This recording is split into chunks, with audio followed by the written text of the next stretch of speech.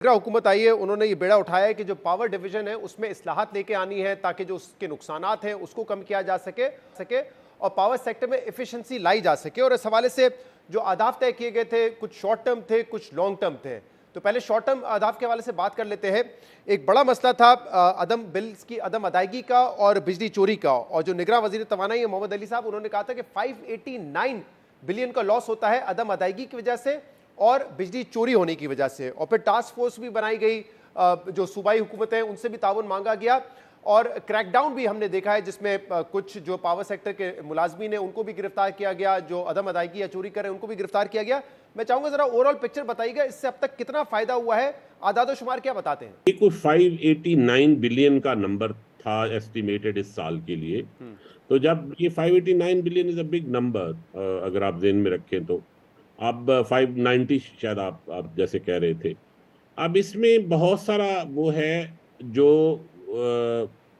Consumer पे नहीं करते बिल, लेकिन बहुत सारा वो है जो बिल इश्यू ही नहीं हो पाता। तो बिल इश्यू वहां नहीं हो पाता जहां बिजली चोरी की जाती है और डायरेक्ट हुकिंग करके हमारी वायर से, एलटी मतलब वायर कुंडे से डाल के, कुंडे डाल के। एग्जैक्टली, जी। Kunda is the term, kunda is more comprehensive term हाँ। Then any other way to explain it. Main वजह इसकी ये थी कि एनफोर्समेंट नहीं हो रही थी। तो गवर्नमेंट ने ये फैसला किया कि प्रोविंशियल गवर्नमेंट्स की मदद ली जाए और गवर्नमेंट के जो बाकी इदारे हैं उनकी भी मदद ली जाए और एक एनफोर्समेंट ड्राइव की जाए। तो एक तो इसमें बेसिक कुछ प्रिंसिपल्स तय हुए। पहला प्रिंसिपल ये था कि whole of the government approach होगी। ऐसा नहीं होगा कि फेडरल गवर्नमेंट तो कोशिश कर रही है कि चोरी रुके लेकिन प्रोविंशियल गवर्नमेंट इंडिफरेंट है। सही है। आपको पता है डिस्ट्रिक्ट लेवल पे, तहसील लेवल पे जो एनफोर्समेंट आर्म है स्टेट का, वो प्रोविंशियल गवर्नमेंट के पास है, which is district administration and police. तो प्राइम मिनिस्टर साहब ने मेहरबानी की, उन्होंने वाज़ेह डायरेक्शंस दी चीफ सेक्रेटरीज को और आईजीज को और चीफ मिनिस्टर्स को ऑन बोर्ड लिया।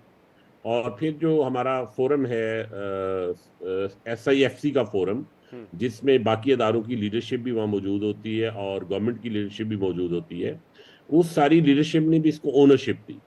अगर ये सारी कलेक्टिव स्टेट एफर्ट ना होती तो शायद हमें इतनी बड़ी कामयाबी इतने थोड़े अरसे में ना मिलती। अभी हमें 2 महीने नहीं गुजरे और हम अगर अक्टूबर के कुछ एस्टिमेटेड इम्पैक्ट्स हैं वो इंक्लूड ना करें, अगर वो इंक्लूड ना करें, मैं इसलिए नहीं कर रहा कि वो हमारे पास उसके नंबर 10 या 11 तारीख को आएंगे, अगर ना भी करें तो हम रफली आज की तारीख में 48 बिलियन रुपीस की एडिशनल रेवेन्यू इम्पैक्ट जनरेट कर चुके हैं। अब ये नंबर इजी नहीं था करना, इसके लिए बहुत एफर्ट हुई है। हमें मुल्क के तूलो अर्ज में जो डिलिंक्वेंट कंज्यूमर थे उनकी गिरफ्तारियां करनी पड़ी, अपने लोग सस्पेंड करने पड़े। हमने सबसे पहले तो ये किया कि जितने हमारे ऑफिसर्स थे उनका, क्योंकि कलूजन बन जाता है लोकल कंज्यूमर के साथ, उन सबको ट्रांसफर किया। कोई 2000 हमारे अफसर है पूरे पाकिस्तान में, कराची को छोड़ के। कराची क्योंकि के इलेक्ट्रिक प्राइवेट है, तो 2000 ऑफिसर हैं जो SDU एंड अबव है। हमने ये किया कि इनकी IB से वेटिंग कराई और उनमें से 200 जो जेट ब्लैक थे in terms of integrity, reputation, उनको तो हमने कोई पोस्टिंग ही नहीं दी, उनको समझे OS। बाकी जो 1800 थे उनको भी उस जगह नहीं रहने दिया जहां वो पहले पोस्टेड थे। ये जो 48 बिलियन की आप बात कर रहे हैं, ये दोनों सूरतों में हुआ है कि जो अदायगी है, जो अदम अदायगी थी, वहां से अब रिकवरी भी बेहतर हो रही है बिलों की, और साथ में जो चोरी रोकी गई है उसका नंबर भी इसमें शामिल है।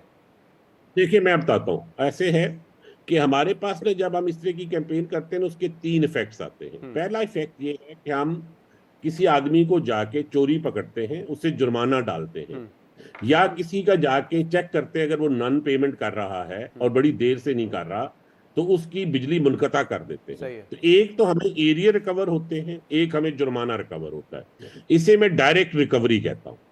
लेकिन हम बहुत सारे लोग हैं जिनके घर नहीं जाते। हमारे कोई ना 3 करोड़ 50 लाख कंज्यूमर हैं, तो 2 महीनों में कोई चांस ही नहीं कि हम सब तक पहुंच चुके हों।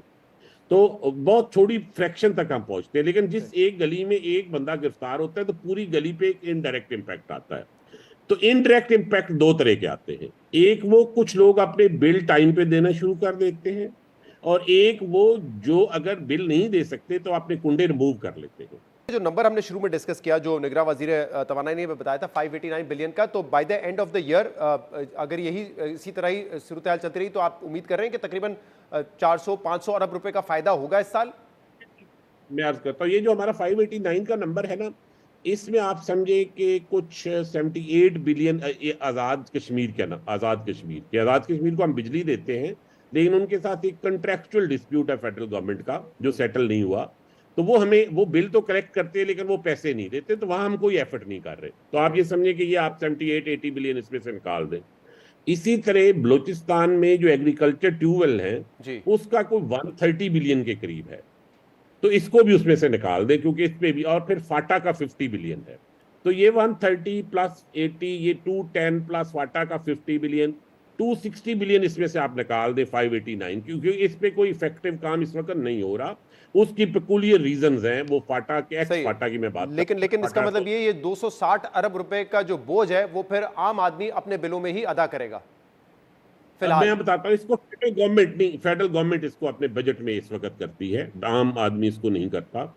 लेकिन जो बाकी चोरी है सिंध की 2 डिस्कोज में, मुल्तान में, हैदराबाद में, सक्खर में, लाहौर में, लेस्को में और पेस्को में, इस पे मेजर काम हुआ है। तो आप ये समझें कि 589 पे टोटल इशू था, तो उसमें से कोई 250 पे काम नहीं हो रहा, बाकी सब पे काम 340 पे काम हो रहा है। तो मेरा ये ख्याल है कि अगर हम ये पूरा साल एफर्ट करें तो इस 340 में से कोई रफली, क्योंकि हमने जरा लेट शुरू किया, अगर हम जुलाई से शुरू करते तो शायद हम कोई 280-300 के करीब पहुंच जाते बाय एंड जून। सही है। तो से 80% of the problem could have been solved in the areas where the work is possible. ठीक है, अब इसमें एक इंपॉर्टेंट बात यह कि क्या ये काम इसी तरीके से तसलसल के साथ चलता रहेगा, क्योंकि आपने अपने एक ट्वीट में भी ये जिक्र किया है कि हमारे कुछ स्टाफ को जो है हरासा भी किया गया, होस्टेज बनाया गया, कुछ को मारपीट करके जख्मी भी किया गया, लेकिन आपने कहा रिजॉल्व इसलिए स्ट्रांग है क्योंकि रियासत पीछे खड़ी हुई है। अब आपको लगता है कि इसी जोर से, इसी क्रैकडाउन को टास्क फोर्सेस के जरिए, सूबाई हुकूमतों के जरिए जारी रखा जा सकता है, क्योंकि जहां पर भी आप थोड़ा सा हौला हाथ रखेंगे फिर कुंडे लगने शुरू हो जाएंगे, फिर अदम अदायगी शुरू हो जाएगी, जो कि इतने सालों साल का कल्चर रहा है।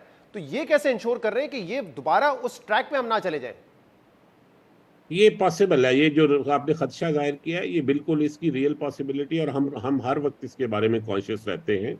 और ये बात भी आपने बिल्कुल दुरुस्त कही कि अगर रियासत अपने पूरे रेजोल्यूशन के साथ इसके पीछे नहीं खड़ी होगी, रियासत के कुछ हिस्से खड़े नहीं होंगे, तो ये मुहिम बिल्कुल कमजोर पड़ जाएगी। लेकिन आप ये देखिए कि एक बहुत बड़ी वैल्यू क्रिएट हुई है इस प्रोसेस में। वैल्यू ये हुई है कि हमें एक काइंड ऑफ सेल्फ डिस्कवरी हुई है कि अगर रियासत वाकई खड़ी हो जाए तो ये पॉसिबल है। बड़ी देर से ये समझा जा रहा था कि ये चोरी इतनी रैम्पेंट है और ये इम्प्यूनिटी का कल्चर इतना स्ट्रांग बन गया है कि इसको तोड़ा नहीं जा सकता। हमने बेसिकली एक दफा ये साबित कर दिया है कि इसको तोड़ा जा सकता है अगर रियासत रिजॉल्व रहे।